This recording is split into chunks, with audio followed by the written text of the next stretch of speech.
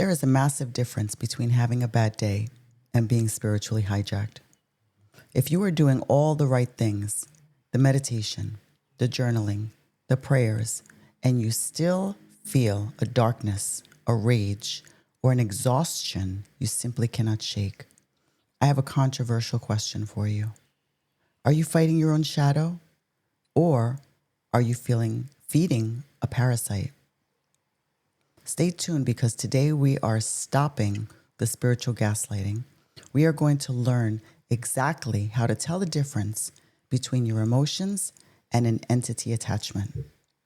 And more importantly, we are going to close the door.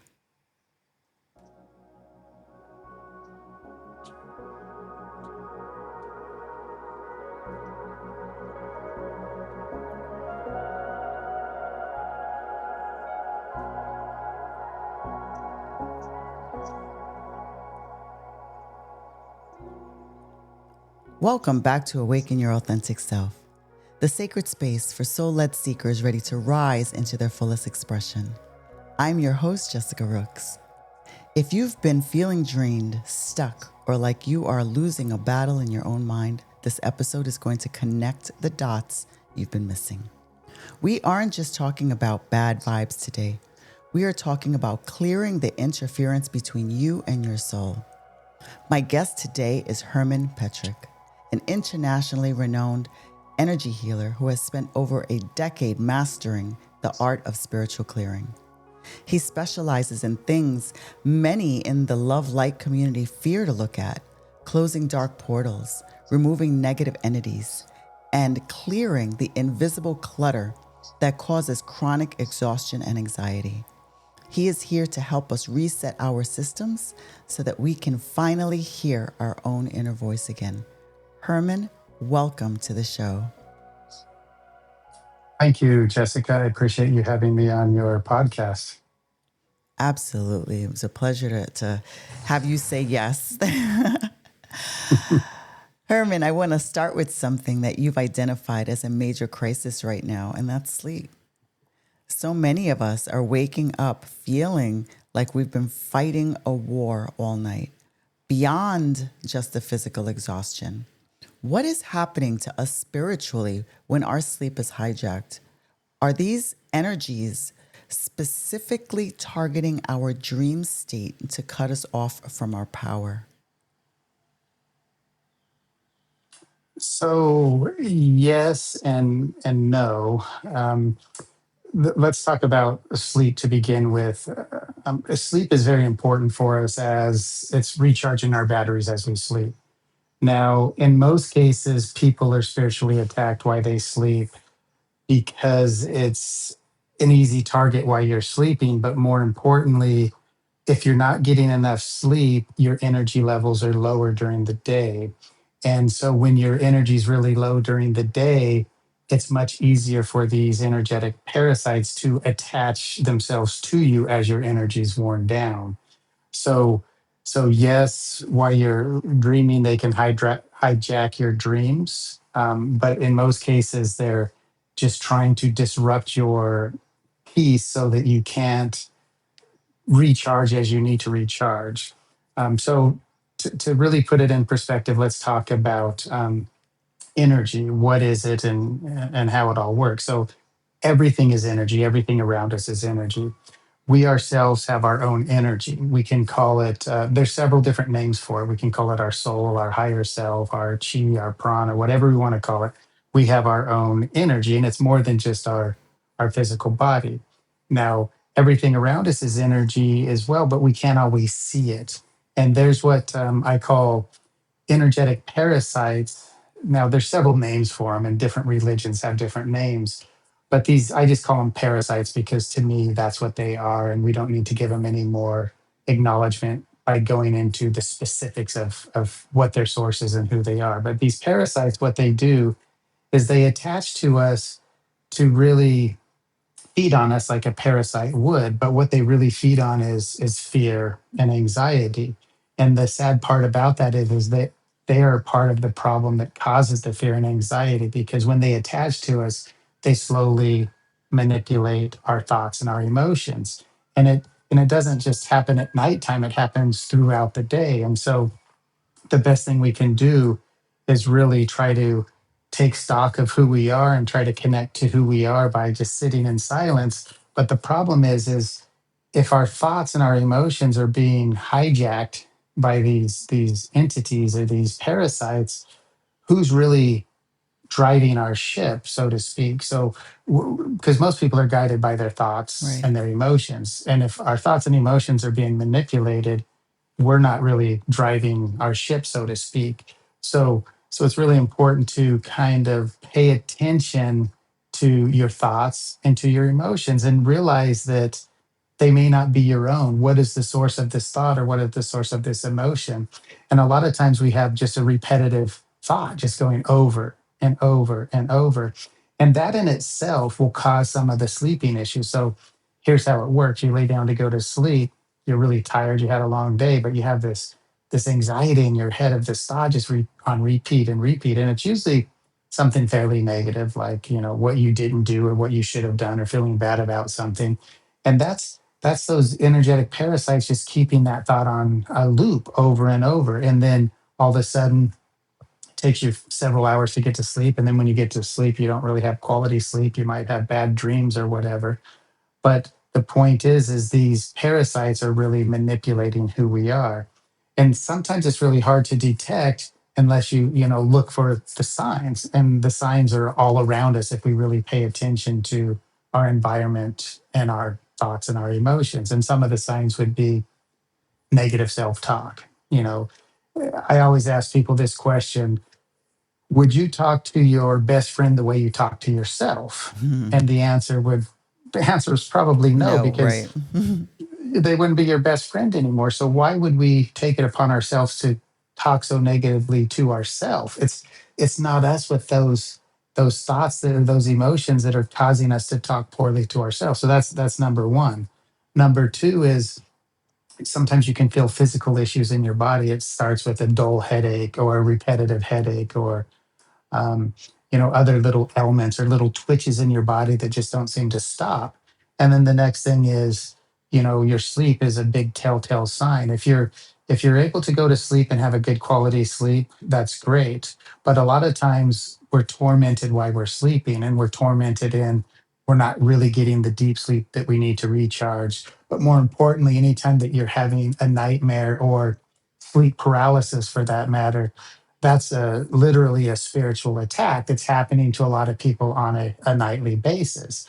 So those are a few of the signs that you have an energetic attachment. And a lot of times these things have been with us from day one. So it's really hard to say, well, is that mine or is that not mine? Because it's been there from day one. And so that's really how it all starts. So does that make sense, what I just stated right there?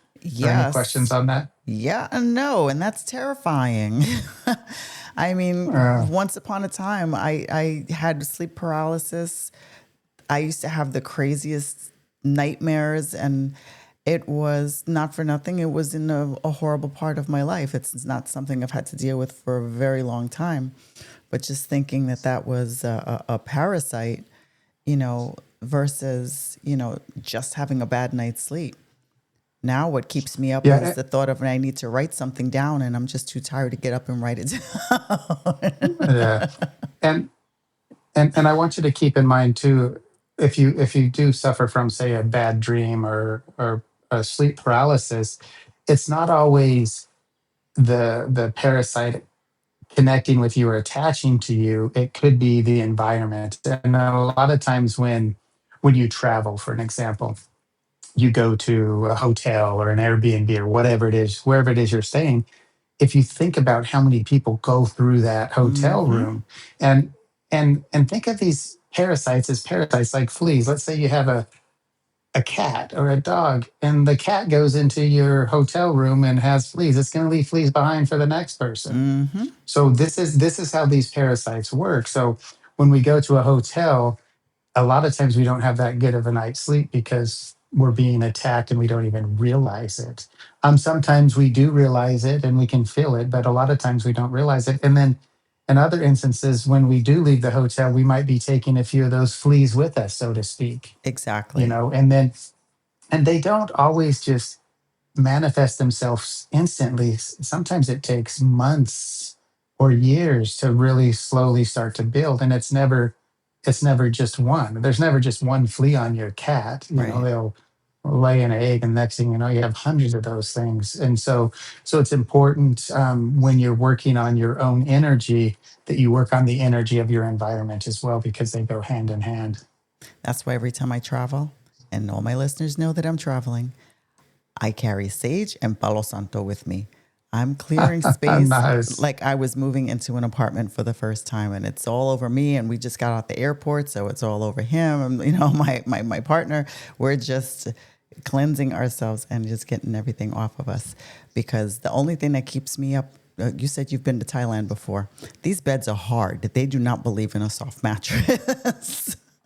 No, and they seem to be a little short too, right? Yes, and as tall people, it's yeah, that's the only thing disrupting sleep nowadays. But like I said, that is definitely terrifying, and it resonates. It begs the question though: how do they get in? Like you talk about closing portals and removing attachments. Now, aside from the obvious things, what are the subtle everyday habits or spiritual hygiene mistakes we make that unknowingly leave our back door open to these inorganic beings? Is it in the media we consume, or perhaps unhealed trauma acting as a magnet? Oh, all of the above, really. So, um, I want to talk real quickly about, inner balance first, because the pursuit of working on your inner balance is really important. And I imagine most of your listeners have heard the term your aura. So everyone has this energy around them we call our aura. I want you to think of it like in the sci-fi movies, with a spaceship or a UFO or whatever. It has this invisible force field around us. Now, this bubble around us, our aura, I want you to think of it as this invisible force field. Now, as we go through life, we go through different traumas and different events. Our aura gets chipped away at. And so every time we work on our inner balance, we're getting things flowing in our energy field, and it's building, and it's really creating that 100% invisible force field, or that 100% aura. But there's specific things we do through life that chip away at that. And the foods we eat, the drugs we take, the alcohol we drink, that sort of thing dumbs down your energy, which then dumbs down your aura. Because if your energy is dumbed down, you're not producing 100%. And that goes back to what we spoke about when we first got on this subject, was sleep. How important is sleep? If it's like when you're plugging in your cell phone or your computer, if you never plug it in and it's always ran down, it doesn't quite work the same. So if you're going to sleep and you're not getting enough sleep, your energy's not at 100%. So that's why sleep's so important. And so then your aura is dumbed down, and so all of a sudden, we are walking around with a 25% force field, a 50% force field. And it really matters the environments we go into. And a lot of times we don't have a choice for our environment, because maybe we work in this environment. It could be, a toxic place. Think of a hospital. Think of nurses and doctors. These nurses, they work a lot of shift work, and so they're working long hours. They're not just Hmm. working, your 9 to 5. And as you're working, your energy gets worn down, just like your battery. And so, but think about the environment of the hospitals. What types of energies hang out in the hospitals? Right. It's sickness, sorrow, Yes. death, fear. It's not all happy go lucky in the hospital. So these energies in the hospital, they're looking for someone to attach themselves to, so that they can be the parasite that they are. And so if we're not working on our inner balance, and we're too busy with our life helping everyone around us and not helping ourselves, our aura is going to be dumbed down, where it's easy for these things to connect. And that's really how it all starts. Now, there's going to be cases where you work on yourself, you work on your inner balance all the time, and you can still pick up a parasite. But it's like, it makes it harder for them. If you want to be an easy target, don't pay attention to your inner balance or what you need, and put everyone else's needs first, and don't worry about your health. And next thing you know, you'll be full of parasites. But if you truly want to be stronger energetically, you got to do things for yourself. Another quick analogy would be, you're in Thailand. It's a beautiful place. But when you got on the plane to go to Thailand, they do the safety briefing. Mm-hmm. And one of the first things they say is put on your mask before your child's mask. Well, a lot of times, a lot of the people in the world that are suffering from these parasites are people that are too busy helping everyone around them to help themselves. We have to put on our mask before we can expect to help someone else if we're not 100% ourselves. And that's a big part of the problem. People And the way we pleasing. help ourselves, Mm-hmm. and the way we help ourselves is doing things that we love, taking time for ourselves and working on ourselves internally. And it may sound daunting or extremely hard, and to put it in the too hard basket, but you can do it by just taking 10, 20 minutes a day and just taking time for yourself and sitting in silence and connecting. There's several people that talk about how to work on yourself. I would suggest listening to some of the tips, and do what really resonates with you. And what that does is that gives you that energy to really put that invisible force field, that bubble, that aura around you, that's going to keep you a little more clear of these parasites. That is perfect advice. And I love that analogy with the airplane, because I often say that myself. It's you can't help anybody, and I'm a former people pleaser. I am raising my hand.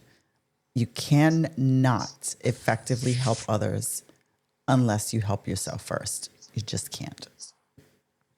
Yeah, and there is, if you don't mind me jumping in, there's a specific type of energy, and I know I don't, I call them all energetic parasites, but there is a specific type of energy that I found in doing this work, and I've been doing this work for closely 15 years now, and it didn't come with an instruction manual. It just was kind of an internal thing, and I was kind of learning as I went. But I started to see a pattern because I was talking to everyone that I was working with, and there's a type of energy that attaches to people right at birth, say when we take our first breath. Mm-hmm.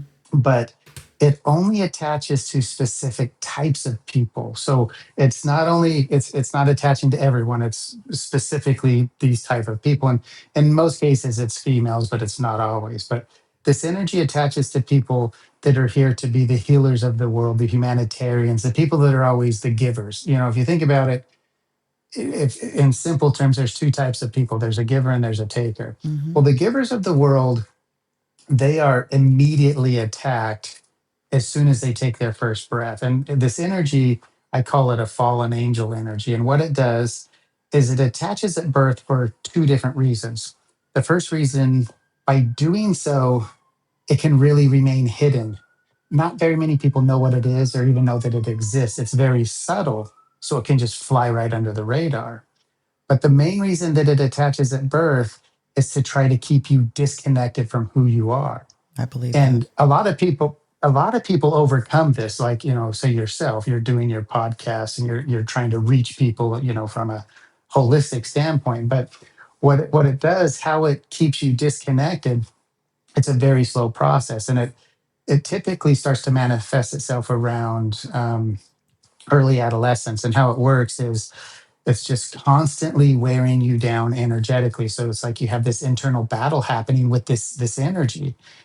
And like I said before, when you're worn down energetically, you pick up more stuff from your environment. So what this thing's doing is it's wearing you down, and then you're picking up stuff when you go to school or hang out with your friends or you go wherever.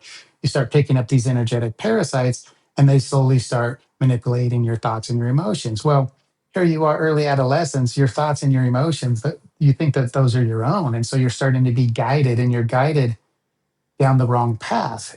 And it's like, it's just over and over and over down the wrong path. And so all of a sudden you realize, I need to change directions. This isn't right. But then it becomes hard because all of a sudden you're going against that energetic flow. So Right. nothing really comes as easy as it should. Right. It's like you're constantly running into roadblocks.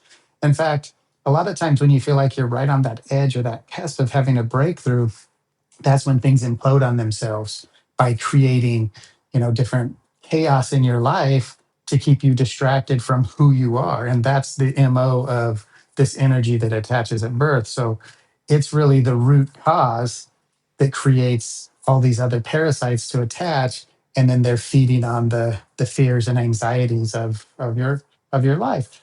But a lot of times, if you think about the timing of this, the early adolescence, we have an issue when kids are struggling with their mental, you know, dramas they're going through. So many times we take them to the doctor, and the doctor gives them a pill for Yes, something. exactly. Yes. So we take this pill, and this is let's call it a anti-anxiety pill. There's so many different brands of them, but this pill, what it does when you take this pill, it's dumbing down your energy, literally dumbing down your energy. So it's masking the problem. So you don't even feel who you are. Mm-hmm.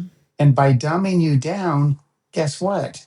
You're picking up more and more of these energies. And if you think about it, listen to the side effects of some of the antidepressants Mm-hmm. and the anxiety pills. It's suicidal tendencies. Been there too. Well, Yes. how? Mm-hmm. Yeah. And so I'm here to say those suicidal tendencies are the manipulation of these parasites that are coming from what we think is a drug that's going to help us get through this rough time when we're just masking the problem. And then what happens is the pill stops working, so then the doctor ups the dose, and they Mm-hmm. up the dose, and it gets worse. And the next thing you know, you have this child that's early teens, it's on all this heavy meds, and the next thing you know, they start hearing voices, and then this is an extreme case, and then they go to a psychiatric hospital, and then they start getting injections.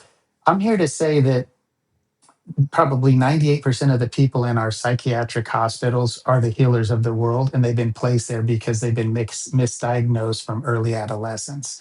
That's how big of a problem this is. And so here we are, we're losing this battle of good and evil because we're drugging all of our healers, Right. and they just become incapacitated. Now, I'm being really extreme on the case here, but the fact of the matter is if we can take things from a more holistic standpoint, we're going to see more healers of the world, and you're going to see more love through the world. And that's really what we're lacking right now is that love that we're here to give. And it's because we feel so disconnected.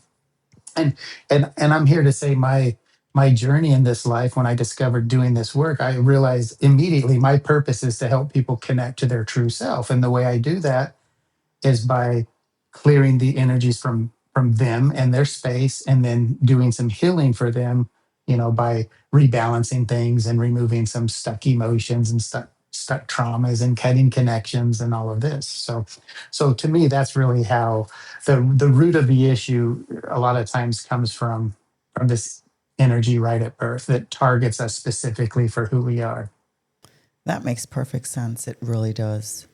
Now, this brings me to a probably the most confusing part for an empath because we feel everything. Everything. Everything. This is the answer we promise the listeners. How can we practically discern between our own authentic emotions, which might need processing, versus an energetic parasite that just needs to be evicted? Like, is there a specific feeling or a tell that really reveals an emotion that isn't actually ours?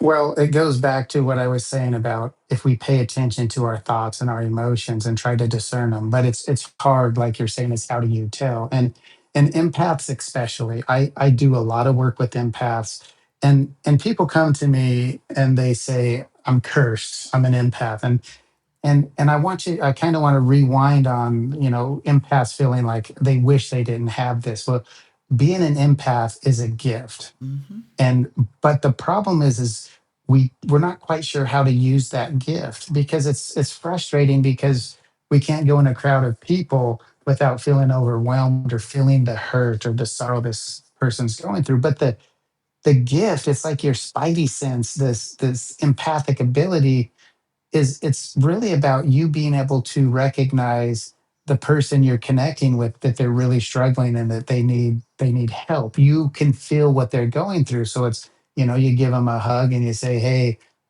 you know I feel what you're going through. You're meant to be using it as a gift, but too many times we're attacked through that gift of feeling what everyone's feeling, and Mm-hmm.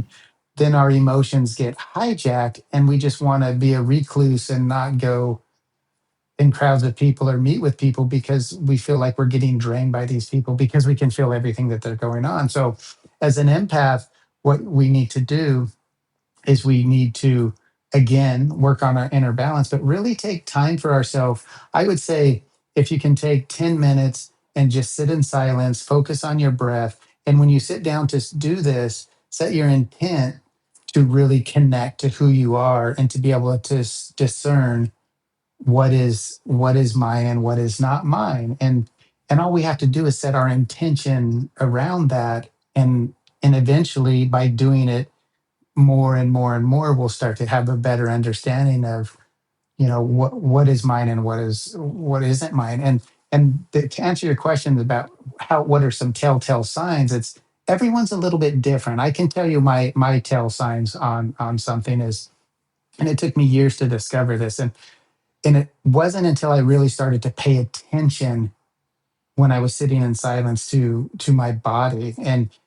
And what happens to me if I walk into a building that has a lot of heavy energy, my left ear starts ringing off the hook, not both Mm. ears, specific my left ear. And as soon as my left ear starts ringing, I set my intent to clear the space, and instantly the ringing stops. Or if I'm sitting at home or at my desk and my left ear starts ringing, someone close to me will pop in my mind.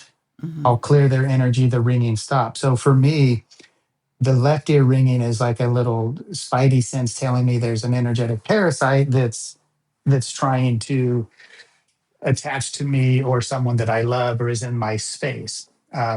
So that's kind of my sense. And then on the other side of the coin, my right ear, if my right ear starts ringing off the hook, it's a whole different thing. It's like all of a sudden someone's going to send me a text message or an email, or I'm going to get a phone call from someone that I'm close to. So it's kind of like a sense telling me, oh, someone's thinking about me. I may not get a call, but then I know that someone's thinking about me. So to me, it's the ringing in the ears. And then I have one more point is the left lobe of my forehead.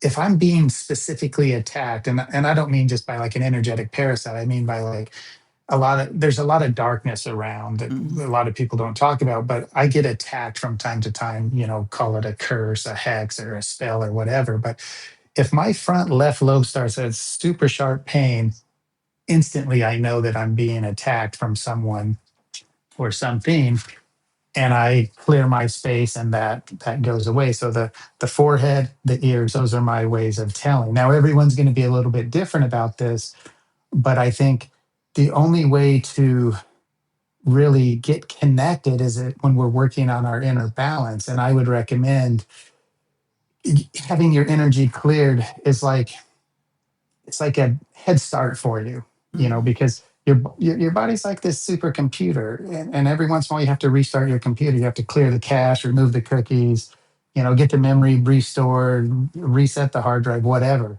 Same thing goes with energy healing. Sometimes we just need that button to be reset for us so that we can make that change. But if we, like with your computer, if you take it to the computer store to get the viruses removed or cleared out or whatever, if you keep running the same programs and going to the same websites, you're going to pick up the same bugs and viruses on your computer. The same thing goes for your spiritual health. If we keep having the same habits and not making a change, we're going to get the same results. So it's about really clearing the playing field, hitting the reset button, sitting with yourself, and really trying to connect. And then you'll start to have this internal dialogue, and everyone's different with their internal dialogue, and it'll feel different. It should never feel the same as an energetic parasite, what your true, self talking to you is. And the problem is we're so disconnected that we can't get there. And so working with healers helps us get there on a faster basis. Yes. And then once you get there, then it's time to do your job. It's like the ripple effect. Once you get there, okay, what are you going to do? You're an empath. You're going to start helping the people around you instead of being a recluse. And how do you help them? You don't know. Sometimes just a acknowledgement or a hug might help someone more than you could even realize. That's Hmm. all it can take. So that's kind of the way I look at it. It's funny you mentioned a hug. Before I left, I left corporate America before I started this traveling. And one of my employees, I would walk in and he would say to me, he goes, "You're here." He goes, and just on time, he goes, "Can I have an energy hug?" Because Hmm. that's just what he's like. Every time I would just give him a hug, he says he would feel this like re-energized momentum that would just keep him going through his day and would kind of even clear out some of his mental fog. And I always thought that was so interesting. But for me personally, before I walk into a heavy space, I've learned, or somewhere, if I'm going even to the supermarket, I have to put like this protective bubble around myself and And, just tell um, myself what's inside is mine. And mhm. that way I can kind of discern a whole lot easier between what's mine and what's not. And what you're doing is you're setting your intention by doing that, Hmm. and it works. That's how intention works. Now, this guy that gives you a hug, that's great for him, but it may not be so great for you. And a lot of people have this problem where they don't realize that they're stealing your energy. Oh, Like, energy let's say you vampires. have a friend. Yeah, yeah. And so it could be a friend, it could be a colleague. And I'm sure everyone's had someone that they've, when you talk to them, you just feel tired after talking to them. Hmm. Well, they're draining your energy, and they're not necessarily doing it on purpose. It's just they don't have the energy they need, so they're feeding off of you. And it's anytime we interact with someone, we create what's called a energetic cord connection. And so that cord connection hooks into you. And sometimes we have to set our intention to cut those cords from people when we leave the office or we leave wherever we are, Oh, because those will always those are little connection points that are draining us. And when you have thousands of them, it makes a difference. see, and I worked in healthcare, so I understand that drain, especially with the employees, because they were always drained or just in a negative place from dealing with, patients who weren't very happy. So every time I had to walk into any of my offices, it was my bubble that I would do. And then I would also speak to spirit. And, because I'm also, a Reiki master and energy healer myself. So I'm used to working with it. And I would just say, okay, today we're going to fill my bubble with energy that's for me. I said, but let's have an endless flow of energy that is coming through today so that anybody who feels like they need some can have some without draining any of my own. Yeah. And it's as simple as that, setting that intention. And that always worked for me. And it helped them. And Yeah. then I wasn't drained. And it was such a difference because before I was doing that, I would go home from after being in the office and I would be exhausted. Hmm. And once I And learned that trick, I would go home and I feel like I could still run a marathon, like because I just felt like this constant energy flow was flowing through me. So I was just like pumped up, like with adrenaline from the spirit world. It was yeah, amazing. and that's how it should be. When you're helping someone, it should energize you, not deplete you. And if Exactly. it's depleting you, we're doing something wrong. Um, Exactly. but but what but what you're saying is about setting your intention, and that's exactly how it works. You set your intent for something to be done, and it gets done. That's how it works. Well, I love that distinction that you gave. So let's say that we identify something that's not ours. You've mentioned a key difference between praying, which is asking, and commanding. Many spiritual seekers, they stay in a passive space of pleading for help. How does one step into that God-given authority to command their space? And is that something that anyone can learn to do? I would like to say yes, but it's extremely difficult for most people to do. And so I don't know that everyone can do it. I would like to believe that they can. But sometimes we're in a space where we don't feel like we have that authority to make that command. And so when we say we feel like something's attached to us and we want it to go away and we tell it to go away, that has to come from a place of power, a place with no fear, and just a sense of knowing when I command this, this is going to happen. So it's you have to be very direct and you have to be in a good place. But the problem is, if you have one of those, you probably have several of them, and so you're up against, you're worn down, you're tired energetically. You may not be physically, but energetically you may be worn down, and it's hard to come from a place of power when you're not 100%. And that's why it's important to use people around you that can help, different healers and such. But you can do it yourself, but you just have to be in that space where you feel your own personal power and make the command. Perfect. And one more point on that. Sure. A lot of people talk about having stuck emotions, and a lot of times just let it go. Just let that emotion. Oh, you got to let it go. You're holding on to these emotions. It's not so easy to let things go, because I want you to think about emotions a little bit differently. I want you to think about an emotion as an emotion has latched onto you. So if an emotion has got a hold of you, you can let it go all you want. It's not going anywhere because it's holding on to you. It's grabbing for dear life. And so it's that's where the command comes in. You have to tell this emotion it needs to leave, or you need to rip it free from you. It's not as easy as just saying, okay, I'm choosing to let that go. You have to be very, very direct.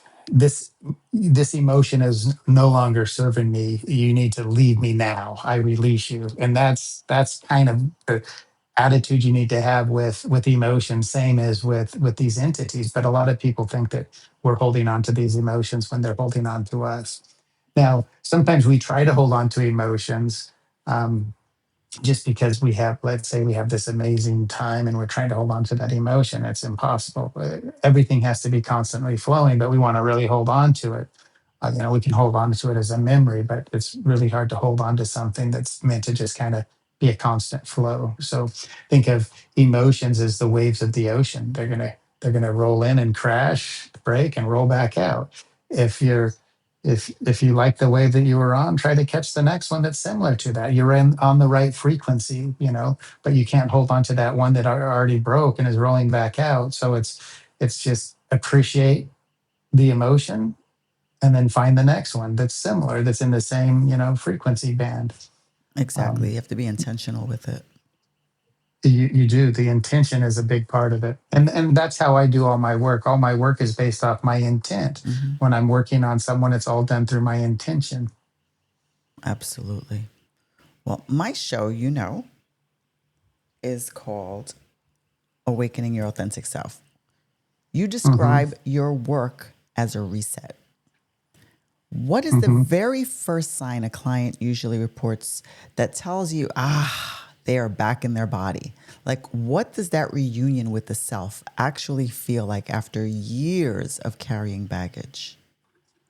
It's interesting because it's almost always very simple. It's like, I don't know how to explain it, but I just feel lighter. That's the most, when I ask for people's feedback, that's the most given feedback is, I feel lighter. But people that are empaths feel it a little deeper because they're a little, they just feel more. And it just feels like they feel lighter. A weight has been lifted, but it's, there's some very specific things. So a lot of people that come to me for a specific issue they're going through, not just kind of a general, I need my energy cleared. I feel off. It's usually something specific. I'm hearing voices. I'm having nightmares. I'm having sleep paralysis. I have crazy anxiety. I have migraines on a regular basis. So when I work with people, a lot of times they have a specific thing that they came to me for. And so the difference is, once I do my work, they can come back to me and say, hey, the voices are gone, or hey, I'm sleeping through the night, or I those headaches are gone. I have a lot of clients that I have a membership program, so I have long-term clients, and a lot of them. being part of my membership program, they can email me or text me anytime, and I'll have a few clients around the world that are, Herman, I feel a migraine coming on. Can you help? And they won't get their migraine because we'll clear their energy, because usually it's a blockage somewhere, and it fixes those things. Or I work with a lot of families, little kids. Herman, my daughter, she's 3. She had a nightmare last night. Well, I'll fix that immediately. And so you can see the results based off what the specific issues were. But a general consensus is when people really feel connected, they feel much lighter. But it's not about a magic pill and snapping our fingers and you're connected. It's about constantly working on your inner balance to work on that connection. So everyone's connected, but let's think about it in terms of like internet speed. Everyone's on the old dial-up program, really slow connection. Well, fiber is available to us. Why are we not all on fiber? Why don't we have that quick connection? Right. And the reason we don't is because we're not working on that. And so we have to put the work into it. So having someone, you're a Reiki master, doing Reiki for someone's great for helping them connect and kind of getting things flowing, but it's not one and done. They have to work on themselves to keep it going. And so that's really the key, is self-care and self-love is a big deal. I preach that all the time. I preach Yeah. that all the time. Now, your bio mentions resetting genetic records of trauma. Does this mean that we're carrying the parasites of our ancestors as well? And does clearing ourselves heal our lineage backwards and forwards? Yeah, so we would say backwards, but clearing it backwards helps what's going forward. And so yeah, we carry, our souls have been around for a long time, and our souls are what are carrying around these traumas. And a lot of times it's a system that's designed to keep you safe, you know. The trauma of the fire's hot, don't touch the fire. We don't want to touch the fire again because it burns. But a lot of times we have traumas that are that affect us, that are hindering our lives, keeping us in fear. And when we're in a place of fear, we're not really connected to who we are. We're not coming from our hearts. We're coming from our ego space. And so all the traumas of the past can wind up causing problems in your current situation, and we may not even know what they are. It's just kind of underlying things, and it's resetting the soul's record of trauma. Sounds like this big amazing deal, but it's not always a one-off. We snap our fingers and it's done. It's almost like, peeling a layer of onions. It keeps getting deeper and deeper and deeper, so sometimes it takes a lot of work. But we store these, we have these little compartments that we can store things in and forget about them, but they're still there under the surface, and they'll still come up from time to time. And so the work that I do is trying to help release some of those past traumas. And sometimes some of the traumas have been so bad that we suffer from what's called soul fragmentation or soul loss. And so one of the things that we have to do in that instance is bring back all those missing fragments that have been lost through the traumas. And so there is a lot to it, and it's a very interesting subject, but it's something it's just kind of underneath the surface. That sounds So very interesting, I should say. Now, mm, Herman, you are a very grounded person and uh-huh. often laugh about how skeptical you would be if you weren't the one doing the work. Oh What yeah. what do you say to the logical, analytical person listening right now who feels like something is definitely off in their life, but is afraid that maybe this sounds a little too woo-woo for them? Yeah, you're 100% right. It's hard, and if you would have told me 20 years ago I'd be doing this work, I would have said you're insane, because I didn't think this was really a thing until I started doing it. I would say it's definitely worth a shot, because your own personal growth, connecting to your true self is really worth giving giving it a shot. Now, it is everything in our universe is kind of out there. Like, if we think in terms of the whole universe, this type of work shouldn't be that big of a deal. But it really seems weird that I can work with someone from the other side of the world without them knowing and it be effective. The only thing I can say is we can look at track records, and a lot of people, I come across a lot of skeptics and in many cases, and a lot of them will say, well, what if it's a placebo effect, so I have to believe this is going to work for it to work. Well, my answer to that is I work with a lot of little kids, so from babies to early teens, and so when I'm working, say, on a 4-year-old that's having nightmares, the parents aren't going to the 4-year-old and saying, hey, we're going to have your energy cleared, let me know how your nightmares are. No, they're just going to know the kid's not waking up in the middle of the night and screaming. Right. So you're going to see the result. Now, the results do vary by person, but I don't really take too much time convincing people that they should use my service, because they come to me through my website and they have a specific issue and ask if I can help, and I say yes. So it's not like I'm going out soliciting, oh, you should do this, you should do this. I let the people come to me because it's much easier.